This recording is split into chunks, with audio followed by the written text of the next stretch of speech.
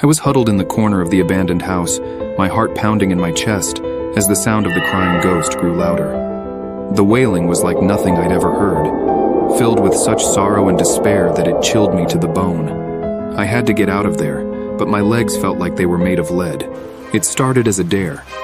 My friends and I were always looking for new thrills, and the old McAllister house on the edge of town was the perfect challenge.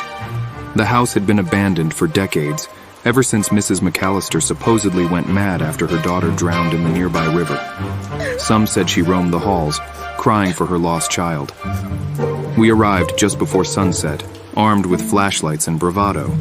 The house was a looming presence, its windows dark and empty like soulless eyes.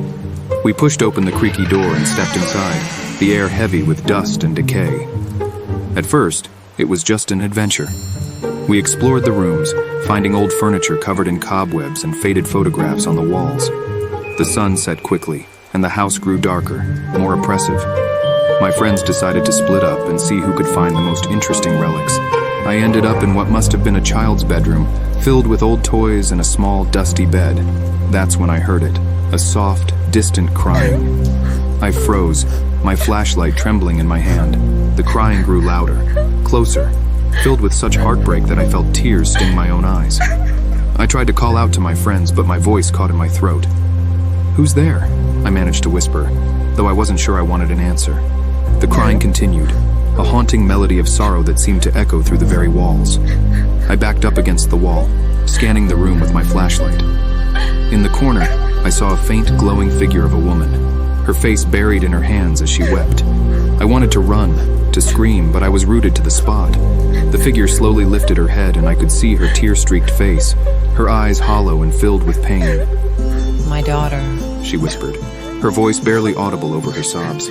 "Have you seen my daughter?" I shook my head, unable to speak. The ghostly woman's sorrow seemed to wrap around me, pulling me into her despair. I knew I had to get out before it consumed me completely. With a burst of adrenaline, I pushed myself away from the wall and bolted for the door. I ran down the dark hallway, the crying echoing behind me, growing fainter with each step. I burst out of the front door and into the cool night air, gasping for breath. My friends were already outside, their faces pale and eyes wide with fear. "Did you hear it?" Mark asked, his voice trembling.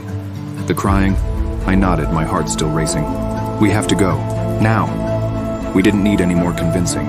We jumped into our cars and sped away, the haunted house shrinking in the rearview mirror. We never spoke of that night again, but the sound of the crying ghost stayed with me, a haunting reminder of the sorrow trapped within those walls. Even now, when I pass by the old McAllister house, I can almost hear the faint sound of weeping on the wind, a ghostly echo of a mother's eternal grief for her lost child.